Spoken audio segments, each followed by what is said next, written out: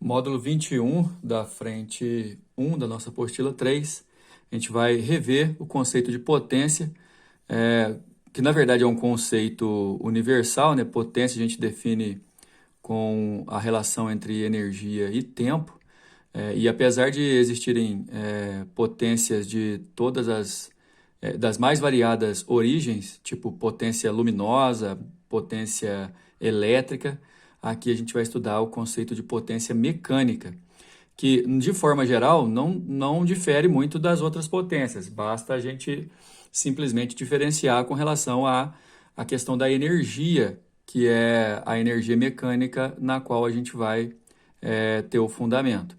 Né? Se é energia elétrica, a potência é elétrica; se é energia térmica, a potência é térmica; se é mecânica, a energia é mecânica. E a, a potência mecânica está voltada para a principal forma de energia mecânica, que é aquela que é a transferência de energia pela ação de força, que a gente definiu como trabalho no módulo 20. Então, pessoal, potência mecânica de uma força mede a rapidez da realização do trabalho. Isso é, a velocidade com que a energia mecânica está sendo transferida ou transformada. Quando fala em rapidez e velocidade, necessariamente você tem que lembrar que então isso tudo está ligado a um determinado ΔT, considerado um intervalo de tempo. Em forma de potência média, a potência média é o trabalho realizado dividido pelo tempo gasto para realizar esse trabalho. Lembrando que trabalho e qualquer outro tipo de energia é medido em joule, tempo em segundo, o que dá para a gente a unidade oficial da potência, que é o watt. Ok? A potência média, ela mede, na verdade, todo um trabalho total e divide pelo tempo total gasto naquele desenvolvimento. Não necessariamente o valor de potência média vai ser igual ao valor da potência real desenvolvida a cada instante. Por isso existe o conceito de potência instantânea, que a gente vai conseguir relacionar com a velocidade. Olha só. Partindo do princípio que velocidade é a relação entre distância e tempo, olha só o que a gente pode fazer. Lembrando que o trabalho de uma força constante é a força vezes deslocamento vezes o cosseno do ângulo entre esses dois vetores. Eu posso substituir esse trabalho aqui na potência por força, deslocamento e cosseno. E essa relação força, deslocamento e cosseno vai ficar toda dividida por ΔT. Só que eu posso focalizar essa divisão no ΔT aqui no deslocamento para poder criar o conceito de velocidade. Deslocamento por tempo é velocidade média, então a potência média pode ser calculada a partir da velocidade média e da força, já que a gente pode relacionar com o trabalho o tempo inteiro. Lembrando, pessoal, e dando a dica, que a fórmula principal é essa, né? Trabalho sobre tempo. Só que se essa velocidade aqui for a velocidade instantânea, a gente tem o conceito de potência instantânea. Como eu já disse anteriormente, a unidade de medida oficial do trabalho da potência é o watt, né, que significa o joule por segundo. Quem está no terceiro ano do ensino médio já está bem acostumado com essa ideia. Temos os múltiplos, né, megawatts, que normalmente é associado à produção de energia elétrica de uma usina, quantos megawatts ou gigawatts. Quilowatt é o 10 ao cubo, normalmente associado ao consumo de energia elétrica. O miliwatt, a milésima parte, 10 a menos 3. O microwatt, não tão usado assim, 10 a menos 6. Uma outra unidade importante é o cavalo-vapor, que normalmente a gente usa para medir a potência de um motor de automóveis. Um cavalo-vapor representa 735 watts, que é uma unidade, o cavalo, na verdade, é uma unidade histórica, que era a realização de um trabalho relacionado ao tempo de um cavalo típico de uma região da Europa. Mas, enfim, esse cavalo-vapor aqui é o que a gente usa para fazer a conversão do motor. Se o motor do carro tem 100 cavalos de vapor, de potência, isso aí significa que ele tem 7.350 watts de potência. O que significa também, de quebra, que ele transforma 7.350 watts, 7.350 joules por segundo de energia, ok? Como de costume, existe propriedade gráfica aqui, né? Quando você pega uma potência variável e relaciona com o tempo no gráfico, a área desse gráfico pode te dar o trabalho.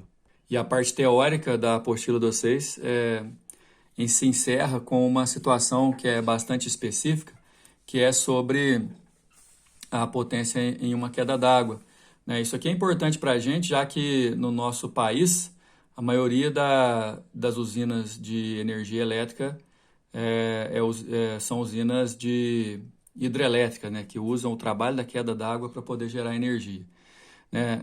Na próxima aula a gente vai entender que essa energia aqui é a energia potencial gravitacional, só que por enquanto o que faz transformação de energia aqui numa queda d'água é importante você lembrar que é o trabalho da força-peso, que enquanto o corpo cai no movimento vertical, o trabalho da força-peso aparece. E esse trabalho, como a gente viu na aula passada, é o peso vezes a altura. Então a potência de uma queda d'água, falando em forma média, é qual é o peso de água que cai, que altura que cai e quanto tempo gasta. Peso vezes altura sobre tempo. Só que normalmente essas grandezas são medidas em relação à vazão, né? Que dá quantos litros ou normalmente quantos metros cúbicos por segundo que passa ali. Essa vazão pode substituir, junto com a densidade da água, essa massa aqui. Dá uma olhada como que a fórmula ficaria. Não que vocês precisam decorar, né, pessoal? Mas a massa é a densidade vezes volume, né? Lembrando que densidade é massa sobre volume. E que normalmente esse volume é relacionado com a vazão, né? Porque volume sobre tempo, metro cúbico por segundo, vai me dar a vazão. Essa letra Z aqui representa a vazão, o μ a densidade, gravidade e altura. Então, numa hidrelétrica, se você multiplicar a densidade da água pela vazão normal dos dutos, pela gravidade, pela altura de queda, você acha a potência instalada ali. Daí lá na página 13 a gente já tem o primeiro exercício, um caminhão possui uma plataforma elevatória para auxiliar a colocação da carga no interior do baú. Como se fosse essa plataforma um elevador, né, para erguer a carga. Em uma entrega, a plataforma ergueu do chão 230 kg de objetos, seus próprios 100 kg e ainda um ajudante de entrega de 70 kg. Então, vamos juntar as massas aqui, ó, são 400 kg no total. Decorridos 30 segundos, toda a carga encontrava-se a 1,2 metro do chão, pronta para entrar no baú. Admitindo-se que a aceleração da gravidade é 10 e considerando as perdas por aquecimento, ou desconsiderando, né, a potência média empregada pelo motor da plataforma tem valor de... É importante a gente entender que para calcular a potência, eu preciso calcular primeiro o trabalho para dividir esse trabalho pelo tempo. Eu tenho inclusive o tempo aqui, que foram 30 segundos de ΔT. Esse trabalho, já que não é uma força só que atua, se você imaginar a plataforma aqui, ó, a força do motor vai puxar essa plataforma para cima, enquanto o peso vai puxar essa plataforma para baixo. Então nós temos que calcular dois trabalhos, porque os dois trabalhos juntos vão me passar a ideia de trabalho total. E aí, como eu quero calcular a potência média do motor, essa força F aqui, ó, eu preciso do trabalho dessa força F para poder dividir por 30 segundos, porque eu quero calcular o trabalho da força do motor. Só que a força-peso está presente, eu tenho que considerar. Lembrando do teorema da energia cinética e considerando que a plataforma está no repouso e quando ela vai lá para cima ela também fica no repouso, a variação da energia cinética, a energia cinética final menos a inicial, já que as duas são zero, a variação da energia cinética vai dar zero. Isso aqui a gente viu na aula passada como o TEC, teorema da energia cinética. Trabalho total é igual à variação da energia cinética, só que eu tenho o trabalho do motor e o trabalho do peso. Somados, eles dão zero porque a energia cinética não variou, da parte mais baixa até a parte mais alta. O trabalho do motor eu não sei, o trabalho do peso é massa, gravidade vezes altura, só que aqui está negativo, porque na subida, já que essa plataforma está subindo, pessoal, o peso atrapalha. Então, na hora que eu jogo para o outro lado, você conclui, por conta de sair do repouso e voltar ao repouso lá na parte de cima, que o trabalho do motor é igual ao trabalho do peso. E aí eu vou substituir trabalho do motor dividido por tempo para calcular a potência, olha só. O trabalho do motor é mgh sobre ΔT. A massa é 400, né, juntando as massas todas, vezes 10 a gravidade. 1,2 da altura, 1,2 metro do chão, aqui, ó. E 30 segundos que gastou para isso. Fazendo essa operação, 160 watts é a potência do motor, 160 joules por segundo. Número 2. Em uma competição automobilística, determinado piloto realiza 20 voltas na pista em 30 segundos. 30 minutos, desculpa. Atentos para o tempo, viu? Sabendo-se que o comprimento da pista é de 6 quilômetros, então foram 20 voltas, cada uma com 6 quilômetros. Calcule a distância em quilômetros percorrida por esse piloto em 5 minutos, considerando que sua velocidade escalar média nesse intervalo de tempo seja igual à velocidade escalar média nas 20 voltas. Então, o que a gente vai fazer? Calcular a velocidade média nas 20 voltas, multiplicando 20 voltas vezes 6 quilômetros cada uma, e dividir todo esse tempo por meia hora. Isso vai dar uma velocidade média de 240 km por hora. E aí ele está querendo que a gente ache o deslocamento nos 5 primeiros minutos. Aí eu vou fazer a mesma coisa, velocidade é igual a deslocamento sobre tempo, multiplicando cruzado, deslocamento é igual a velocidade média vezes tempo. E considerando que a velocidade nesse intervalo aí foi igual à velocidade escalar média na volta inteira, nas 20 voltas totais, essa velocidade que eu acabei de calcular, 240, e o tempo de 5 minutos, eu tenho que passar para a hora, né? Aí eu divido esses 5 minutos por 60, para poder passar para a hora. Aí eu posso dividir 240 por 60, que dá 4 vezes 5, 20 quilômetros. Então, nos 5 primeiros minutos de movimento, foram 20 quilômetros. Nessa pista há uma reta horizontal. Durante a competição, determinado carro com massa de 1.000 quilos entra nessa reta com velocidade de 60 e depois de 10 segundos chega ao seu final com velocidade de 80. Olha só, houve um aumento na velocidade, portanto houve um aumento na energia cinética. Isso quer dizer que nessa reta, nesses 10 segundos, houve trabalho do motor. Eu posso calcular o trabalho do motor pela diferença de energia cinética aqui, energia cinética final menos a inicial. Se eu dividir pelo tempo, eu vou achar a potência, que é exatamente o que o exercício quer. Calcule a potência útil média em watts desenvolvida por esse motor nesse carro nessa reta. A primeira coisa é calcular o trabalho do motor fazendo a variação da energia cinética.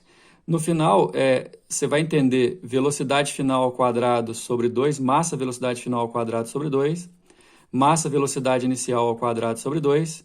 Se eu colocar massa sobre 2 em evidência, vai ficar igual à resolução aqui. E aí, a massa é 1.000 sobre 2. A última velocidade, aliás, velocidade final é 80 ao quadrado dá 6.400. A primeira velocidade inicial, 60, que é ao quadrado dá 3.600. Se você subtrair aqui, vai dar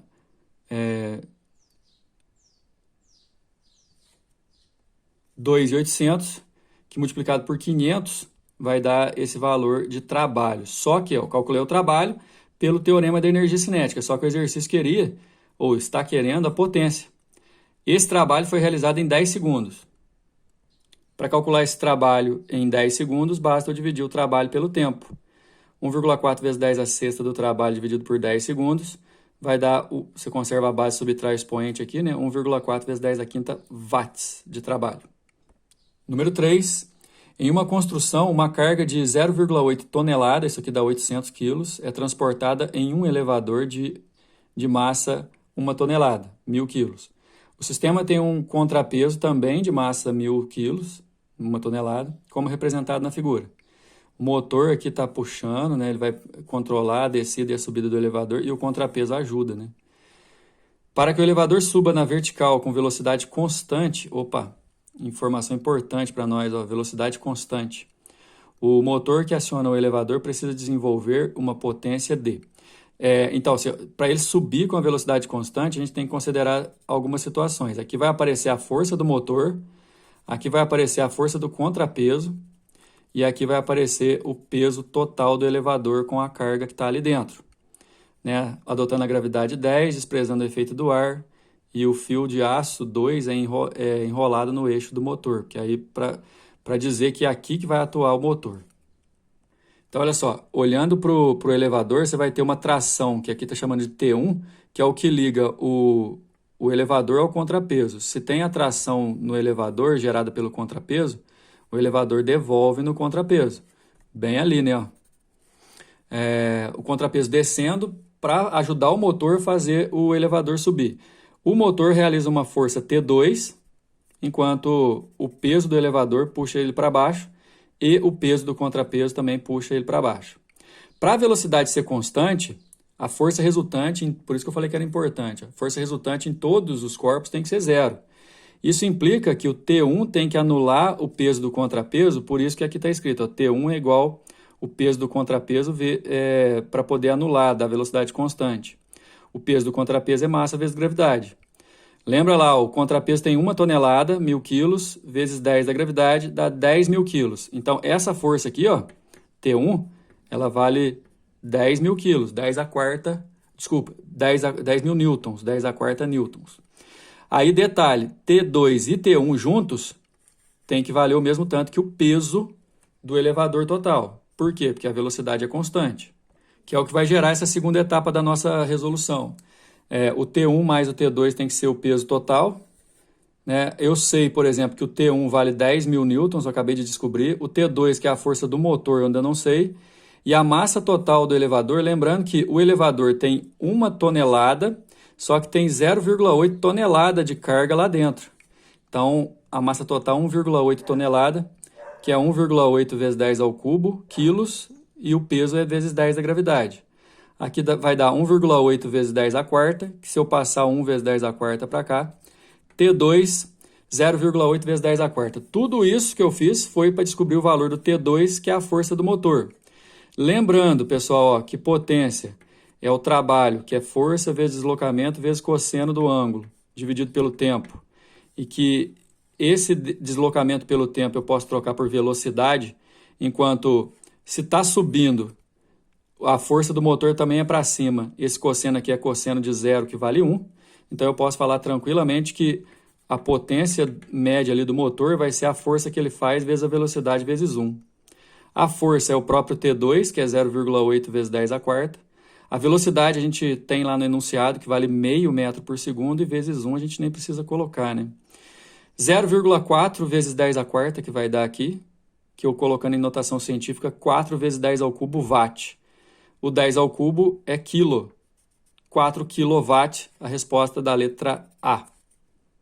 Número 4, para a gente encerrar. As usinas hidrelétricas de Itaipu e de Três Gargantas estão entre as maiores produtoras de energia elétrica do mundo. O rendimento das suas usinas é alto, resultado em uma conversão de cerca de 80% da energia mecânica da água em energia elétrica.